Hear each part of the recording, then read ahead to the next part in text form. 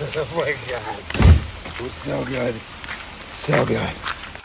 So in the last video, we were walking through a truck stop and talking about the bad sushi we had. And apparently people thought we were talking about sushi that we had at the truck stop.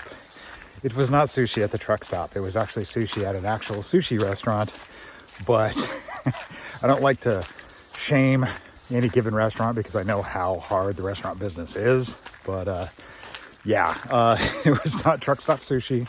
It was restaurant sushi. It was actually a Japanese restaurant that was just horrifyingly bad. So anyway, there we go. Hopefully cleared that up.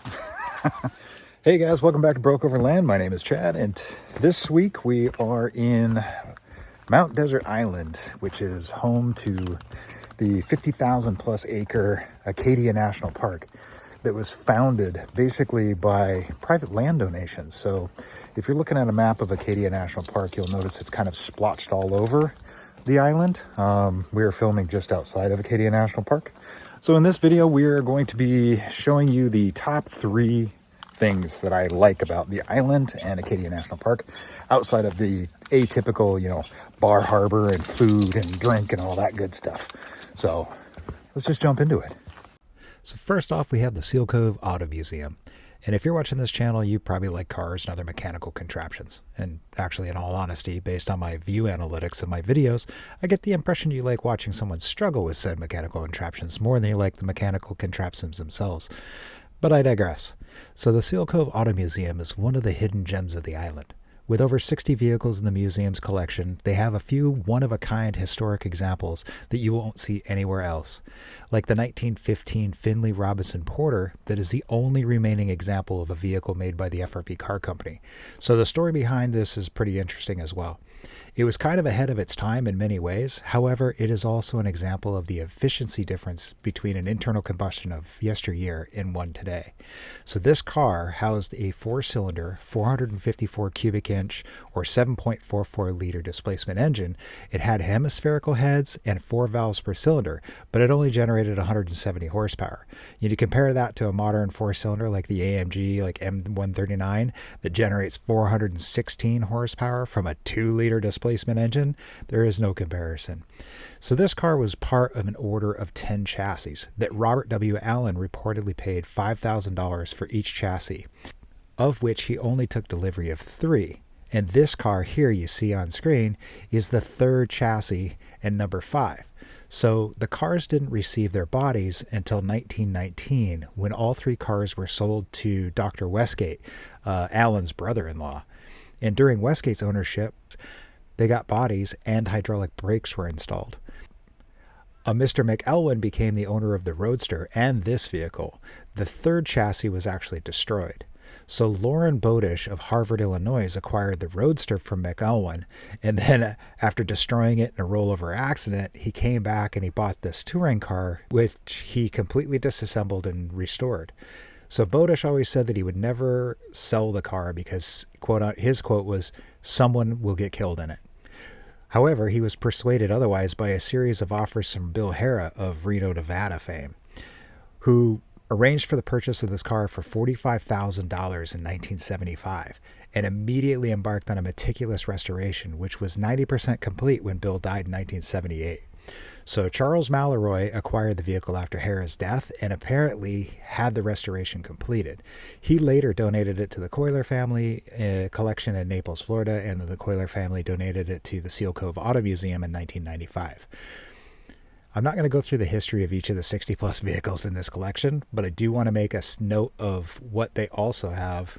What you're seeing on screen right now is a Benz Motor Wagon number 3, built in 1885 by Carl Benz, and it was made famous by his wife Bertha Benz in 1888 when she got tired of him not promoting it, and she basically stole the car from her husband and drove it to her mom's house 104 kilometers away, so that was about like 65 miles, and then drove it back 3 days later, all while fixing it along the way, tracking down solvent to use as fuel. It's a fascinating story for any of those that haven't heard it. You should check out the video of Mercedes-Benz put out about 5 years ago. Actually, I'll link that video at the end. It's stupid good. But anyway, Seal Cove Auto Museum is definitely a must-do for any auto enthusiast.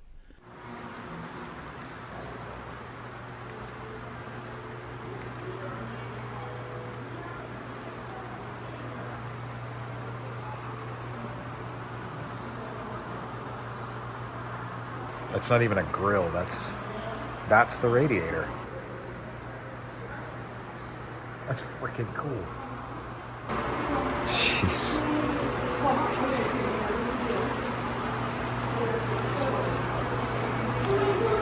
Pierce Arrow.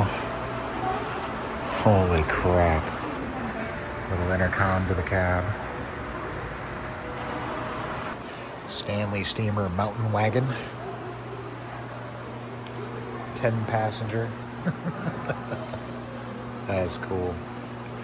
It's got four Stanley Steamer models in this museum, which the only other ones I've ever seen were in Estes Park, Colorado, at the Stanley Hotel. So the second thing on the list, if you really like quick and easy hikes, then you will love this area.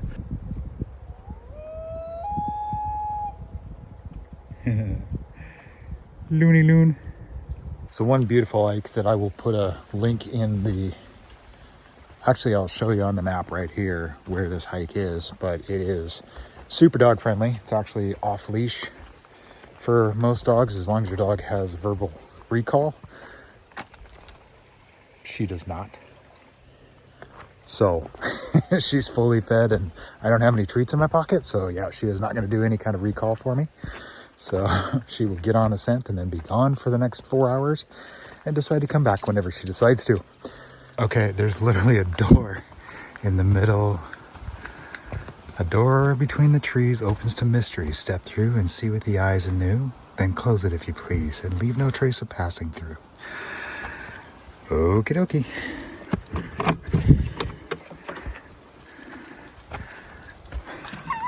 That is just wild.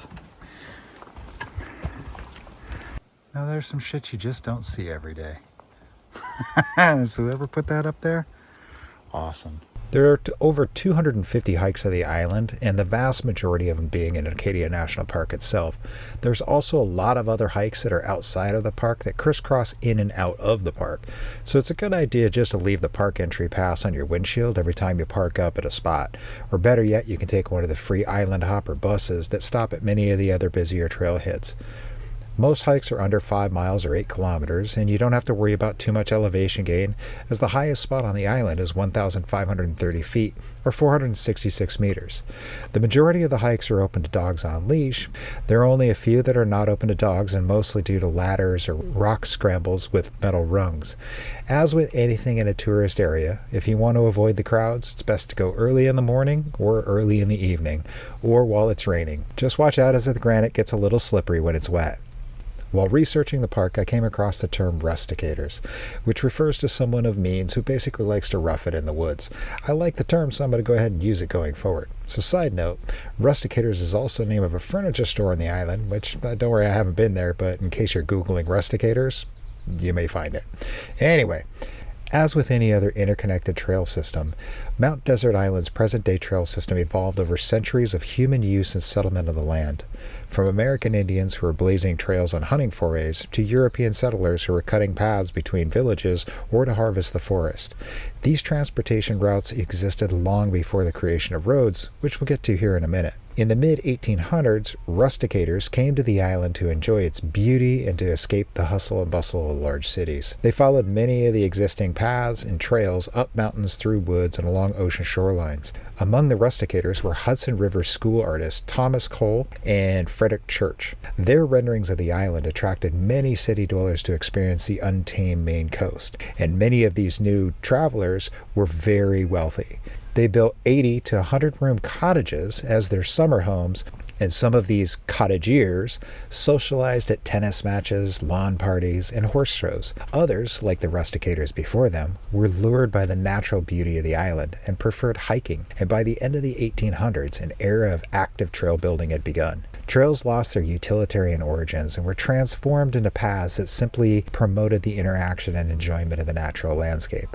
In 1891, the first extensive trail plans were drafted by the Village Improvement Society. In order to fund these trail projects, the Village Improvement Society proposed a creation of memorial paths. So individuals who funded the construction of the paths could dedicate that path to a person of their choice. If you keep an eye out, you'll see plaques set along trails identifying who the trail was dedicated to. By 1915, more than 200 miles or 322 kilometers of trails had existed on the island. That same year, the state of Maine lifted the island's ban on automobiles, and by the 1920s, the major trail building era had ended as they shifted to building motor roads. In 1929, the Seal Harbor Village Improvement Society recorded that, quote, "An inevitable first effect of the oncoming of the automobile was the banishment of the horse and the desertion of the footpaths and trails," end quote.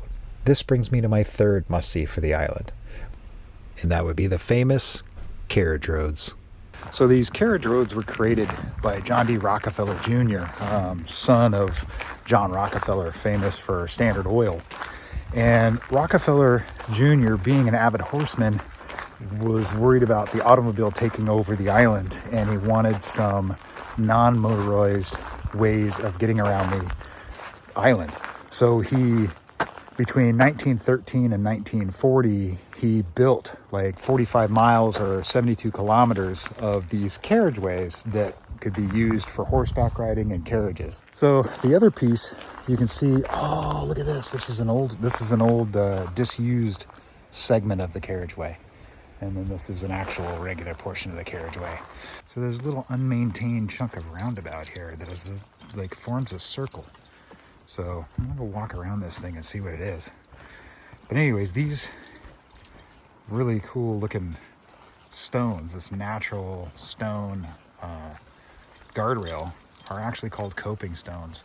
And the workmen got so good at cutting these stones during the construction that Rockefeller actually had to come back and tell them, hey, I need you to make them more irregular so that we don't lose that rustic look.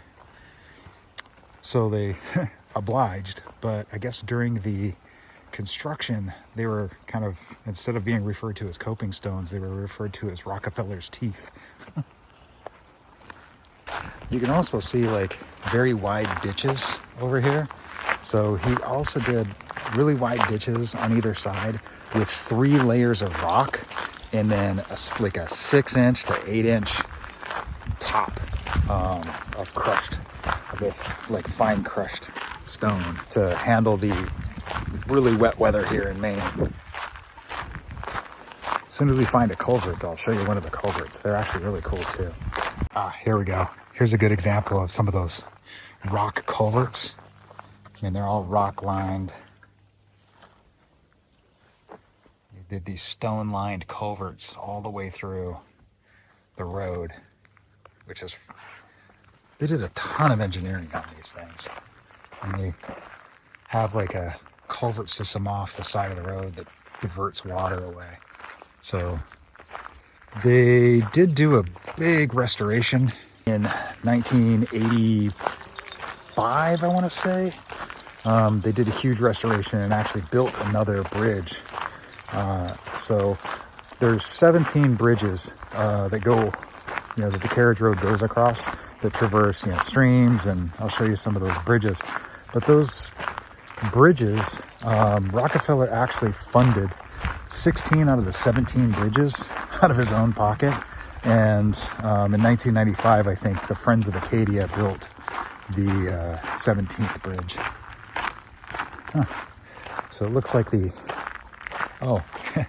they have signage like everywhere that shows, so you're not going to get lost walking on this pond. If you have a general map, you're not going to get lost on this. So this is another carriage road, but it's around Long Pond. And the whole Long Pond area was donated in 2015 by David Rockefeller Sr. So, the Rockefellers held on to a lot of this property for a very long time. And I think, I'll have to double check, but I think they actually the family still owns property in the Mountain Desert Island area. This freaking place is amazing though. It's beautiful. Coming up onto a bridge in an intersection. Let's go take a look over the edge.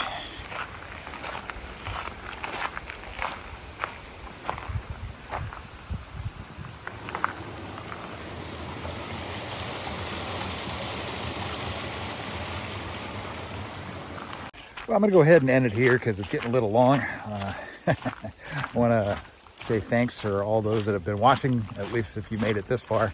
Appreciate you, and we'll catch you in the next one.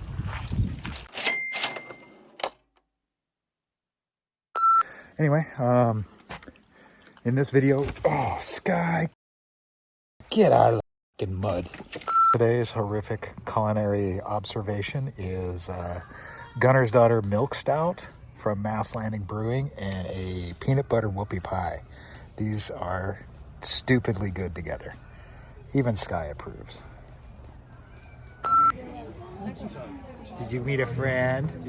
Are you afraid? That's kitty, Carrie. You scared the kitty?